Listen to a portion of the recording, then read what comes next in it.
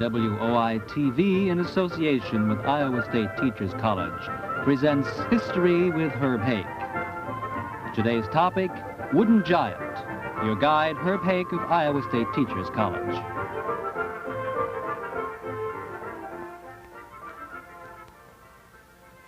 Hello. You are looking at the most photographed statue in the United States. At least that's what the Chamber of Commerce here in Bemidji, Minnesota says. The man who announced the program just now said, wooden giant. But this tall figure of Paul Bunyan is made of steel and concrete. And it has to be in order to withstand the blasts of cold air from Lake Bemidji, which stretches way out that way. I was here a year ago during the summer, and I made the mistake of coming to see this statue wearing a sports shirt. And it was so cold, the goose pimples stuck out on me far enough to hang a hat on. So I decided that the next time I came back, I would come properly dressed. This is not an effort to look like a lumberjack, or a lumberjack, I should say, wearing a lumber jacket. This is merely a precaution against the cold. Mark Twain once said, Duluth has only two seasons, winter and July. And I think the same thing is true of Bemidji, which is in just about the same latitude. Almost any time of the year it's cold up here, even in the summer. I don't say that to be derogatory about Bemidji. Bemidji is a fine place to go in the summertime when you want to cool off. And this is a very pleasant kind of apparel to wear up in Bemidji, even in the summertime. I feel comfortable today. When I was here before, I froze. The reference to wooden giant means that this statue of Paul Bunyan is a symbol of the days of the lumber industry when it was in its prime. That is, the great days of lumbering in the northern part of the Middle West. And the tall tales associated with Paul Bunyan were a kind of a counterpart of the size and magnitude and majesty of the lumber industry itself. It was a tremendous industry. And this is all that's left. The Paul Bunyan tradition reminds us of the great days of lumbering. So when you read these tall tales, or hear the tall tales about Paul Bunyan, you must think of them as analogies for the great days of the lumber industry. Here are some of the books that you can get which tell the tales of Paul Bunyan. This is a comic book, of course. I picked this up in Brainerd, which is some miles south of Bemidji. Here's another one, Homespun Tales of Paul Bunyan. And here is still another. This is a booklet which describes the sights to be seen at the Paul Bunyan Center at Brainerd, Minnesota. There's another statue of Paul Bunyan at Brainerd, and there are some people who say they like that statue better than this one. It's just a matter of taste. The one at Brainerd moves, and after you buy a ticket to get into the enclosure where all these exhibits may be found, the first thing that greets you is this stentorian voice of Paul Bunyan greeting you by name.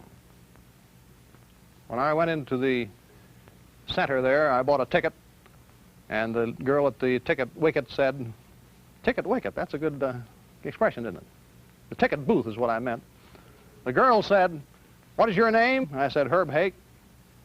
And where are you from? Cedar Falls, Iowa.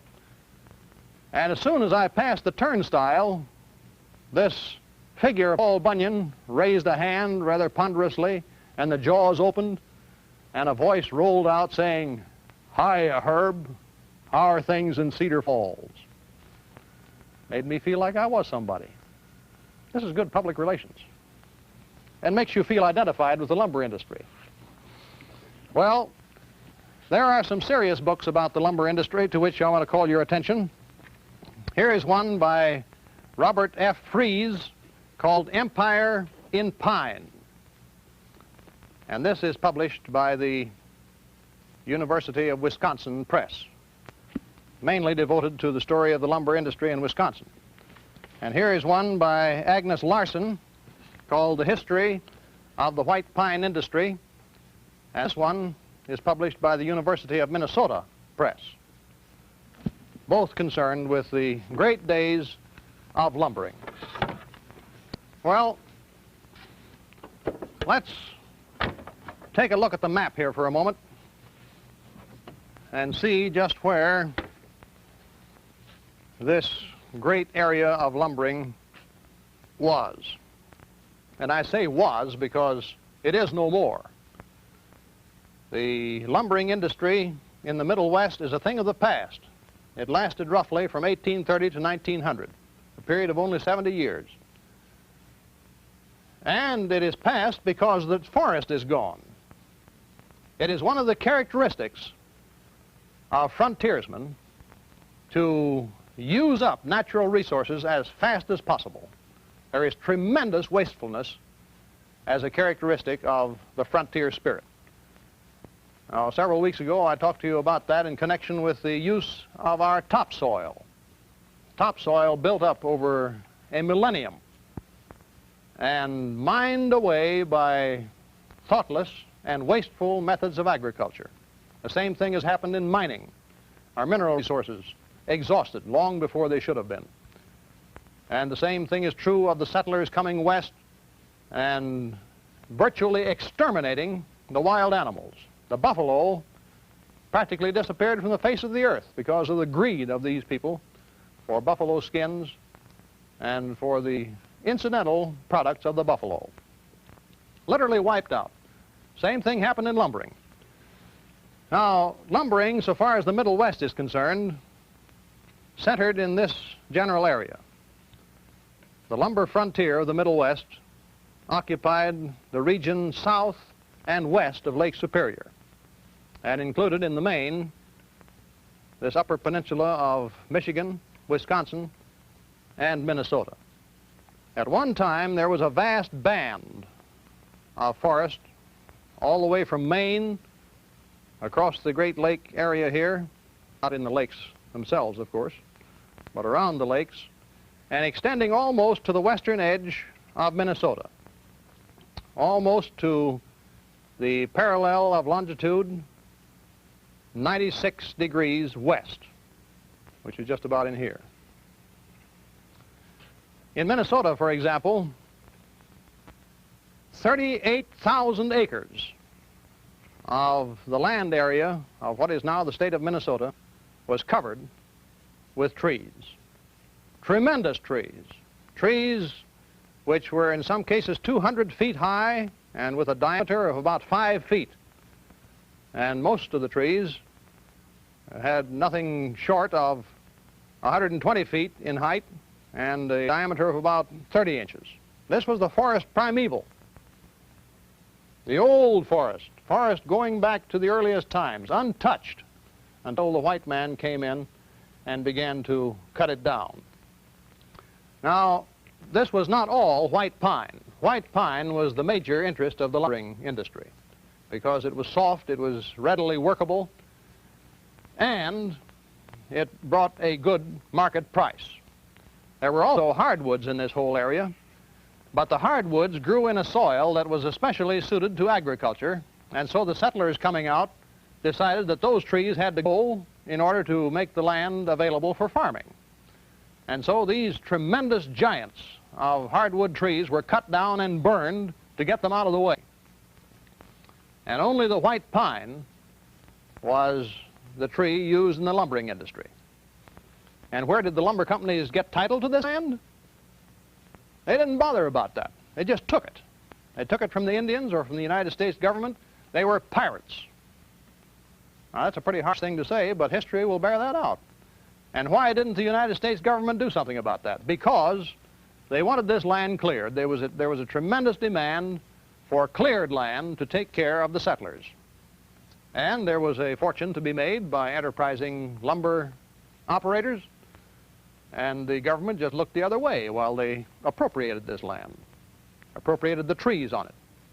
The Indians weren't very happy about it, but the Indians were outnumbered very quickly by the hordes of white people who came in here to cut down the trees. and make money out of them. And so lumbering became a tremendous giant, a wooden giant, as it were, in this area. Another thing to notice about this is the number of streams which radiate out from the lumber country. Here, for example, is the Red River of the North. This was not used a great deal for lumbering, although it could be. This flowed into Hudson Bay eventually. The main artery of transportation for lumber was the Mississippi, which started here in Lake Itasca. Have you ever wondered how it got that name, Itasca? It was discovered, in 1832 by Henry Schoolcraft. And Schoolcraft decided to call it Itasca from the two Latin words veritas, meaning truth, and caput, meaning head. The itas came from veritas, and the caput furnished the ka, the K-A.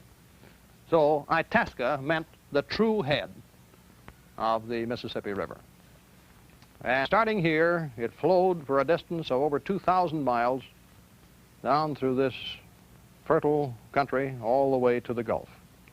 Now this became the main channel for taking the lumber to market. And market, first of all, meant the mills, and then ultimately the consumers living down here in the prairies. Illinois, Iowa, Missouri, these states had no lumber resources to speak of. And so these states up here, which had the white pine in great quantities, supplied the needs of the prairie states further south. Well, let's look for a moment at the various human elements involved in this whole operation of lumbering. The emblem of the pioneer is, of course, the axe. And the axe of the lumberman was this double-bitted axe, the axe with the two edges. And this axe was, of course, the primary tool for clearing the land, whether it was for the matter of clearing it in order to make room for agriculture or clearing it in order to provide income for the lumber barons. The man who wielded the axe was called the chopper in Northwoods parlance. And the chopper was a migrant. Many of the people who came to cut wood in Minnesota and in Wisconsin were people who had originally chopped wood in Maine until the forests there were pretty well reduced. And many of these choppers came from Europe, particularly from Norway and Sweden. And these Norwegians and Swedes proved especially well adapted to the business of lumbering because they were accustomed to lumber in their home country. There were trees there, too. So the chopper became the primary figure in the whole operation of lumbering. After the trees had been felled, the sawyers would, of course, take over and saw these tremendous trees into 16-foot lengths. Then the skidders took the logs to the trails, and they were loaded on sleds and taken down to the water's edge by the teamsters. And there they would be piled up, awaiting the spring thaw. Most of this cutting in the forest took place during the winter months, between October and March. And many of these big logs would be piled right on the ice. Then when the spring thaws came along, the ice would break up, and the force which had been imprisoned by the ice all through the winter would suddenly be released and shoot these logs downstream to the sawmills. And the man who was in charge of the driving operation. That is, the man who saw that they went down the river properly was the driver. And the tool of his trade was the peavey, a long stick with a spike on the end of it like that, and a hook like that. And this man, the driver, was a hard-living, hard-drinking, blasphemous sort of a pioneer. He took a great deal of pride in his profession.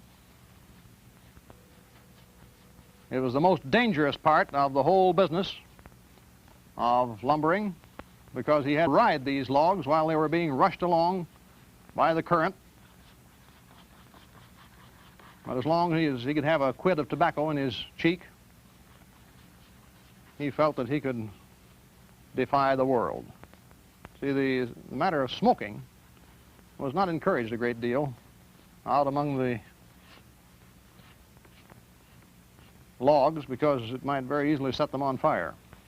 I don't suppose it would in the river so much, but tobacco chewing was one of the main vices of the lumberjacks. And lumberjack is a term applying to this whole aristocracy of lumber workers. This was the driver, the man who used the peavey. And finally, the lumber, after making its perilous trip downstream, after surviving all kinds of log jams and many delays, would finally reach the mill.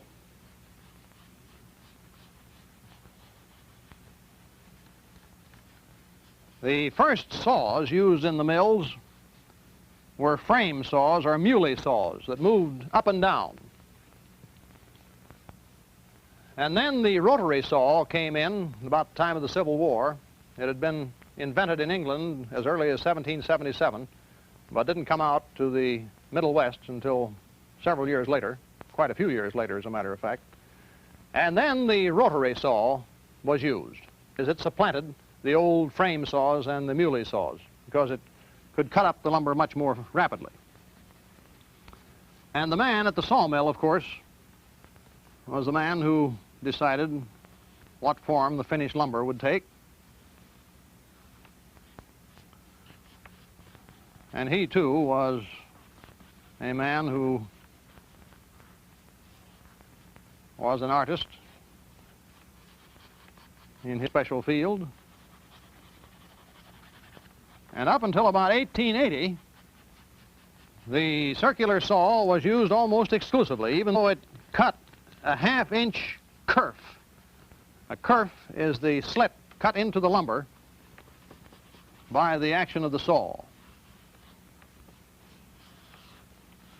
And after 1880, when people began to realize that perhaps the forests were not entirely inexhaustible, and when they decided something had to be done about saving the natural resources, the band saw came in.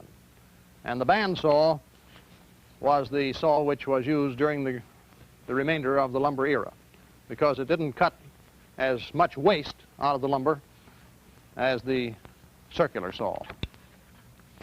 Now I'd like to show you a few photos of conditions in the lumber camps, tools used, living conditions, that sort of thing.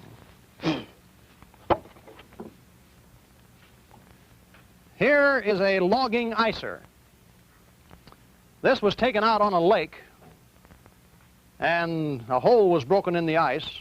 Then this barrel filled with water was pulled up to the top of this incline by horses, and the water was dumped into this tank. And there was a stove on this end to keep the contents of this icer from freezing solid.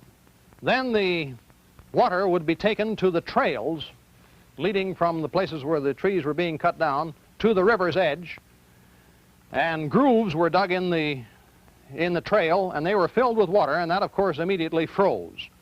Then these sleds, these logging sleds, were pulled along on those iced trails. And as much as 40,000 feet of lumber could be piled on one of these sleds and pulled at first by oxen and then later on by horses. This is a typical logging sled, and this may be seen at Brainerd at the Paul Bunyan Center. Some very interesting exhibits there. Here is a replica of a bunkhouse, the kind occupied by the logging crews. Here's the interior of a bunkhouse. This shows the bunks. Bunks were of two kinds, either muzzle loaders or breech loaders. If they were set perpendicular to the wall, they were muzzle loaders. You had to crawl in from the end. If they were alongside the wall, parallel to the wall, they were breech loaders. You crawled in from the side. At the end of the day, the loggers would take off their socks, and they sometimes wore 4 or 5 pairs to protect their feet from the cold. And all the lumberjacks hung their socks up here above the stove, and this was fairly tightly confined, and the fragrance was something indescribable. All these socks hanging up here. This is the deacon's seat. Here is where the lumberjacks sat after supper until they went to bed at 9 o'clock, telling their tall tales about their experiences in the woods. On the deacon's seat, many of the Paul Bunyan tales originated. And I suppose it was called the deacon's seat because they told these stories with faces as straight as deacons. Here's a typical kitchen in a lumber camp. The lumberjacks had to be very well fed. Breakfast in the morning at about 4 o'clock consisted of buckwheat cakes and the inevitable hash of potatoes and salt pork, beans mixed with blackstrap molasses, fried cakes and coffee, and pie. Then at noon, they were usually served their meals on the job, and the noon meal was customarily called flagons, and the food was brought out to them in what they called a junk wagon.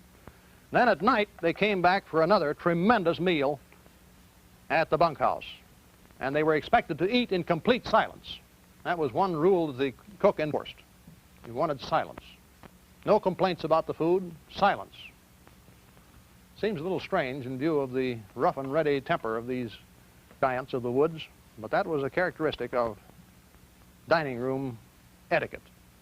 After the meal, the tin plate and the tin basins and the iron-handled forks and spoons were rinsed a little bit, and then they were dumped in a grain sack and shaken around. That's the way they were dried. That's a quick way of drying dishes. Here is a typical street in a lumber town. A town usually sprang up around a sawmill site. And the people who ran the store and the sawmill and the teacher for the children would live in this lumber town.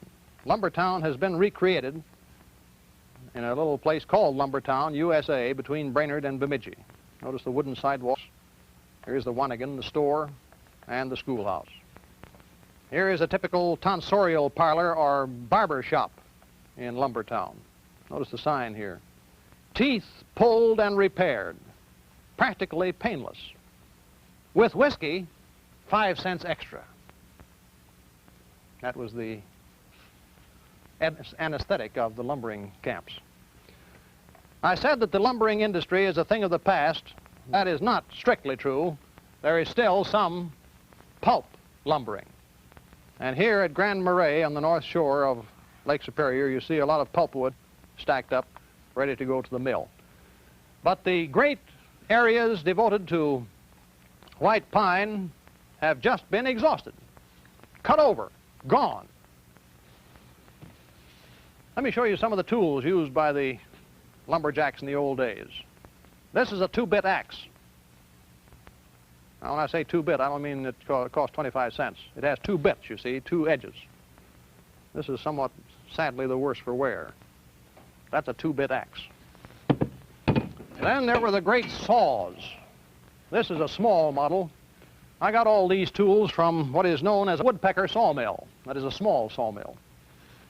This is a 2-handled saw. You see, there's one handle, and there's the other one. Now, some of these saws would be as much as 12 feet long, and they were called belly saws because they had this curved edge. And here are some carrying tongs. See, these are very much like ice tongs. They would clamp around the end of a log and would be permitted to drop like that, and then there'd be a lumberjack on either end of this stick, and they would lift the end and drag it to the place where the lumber was to be loaded. Here is a cant hook used for rolling logs. See? The teeth here would be set into the edge of a log or the side of a log, and then by lifting the handle, this would engage the side of it, and you could roll it and release it and move it along like that. That is a cant hook. And here is a peavey. This looks very much like a cant hook, except that it has a sharp point here, you see. And then the cant hook is the same. But this could be driven into the side of a log and then lifted like that. And this was used a great deal by the drivers. And is still used today by the people who engage in the log rolling contests, which are still a part of the tradition of the North Woods. Well, I said earlier that the lumber industry is a thing of the past so far as the Middle West is concerned. All that is left is a stand of twisted trees like this that nobody wanted particularly, scrub trees, and even though lumbering served to bring capital, people from other states into the woods areas, even though it promoted farming, it was not entirely an unmixed blessing. The lumber industry left a less salutary heritage in some respects, because in many places it left the land a virtual desert. And this man here, the exploiter, the person who decided that it was important to make as much money in as short a time as possible, was responsible for this. Much of the land was cleared and it was no use whatever. So that is the sad story of lumbering, as well as the pleasant side of it. Next week, I hope you'll meet me at the Pearly Gates in Muscatine, Iowa. Until then, goodbye.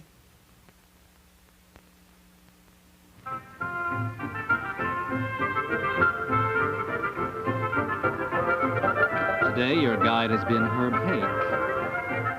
History with Herb Hake is produced by WOI-TV in association with Iowa State Teachers College for the Educational Television and Radio Center.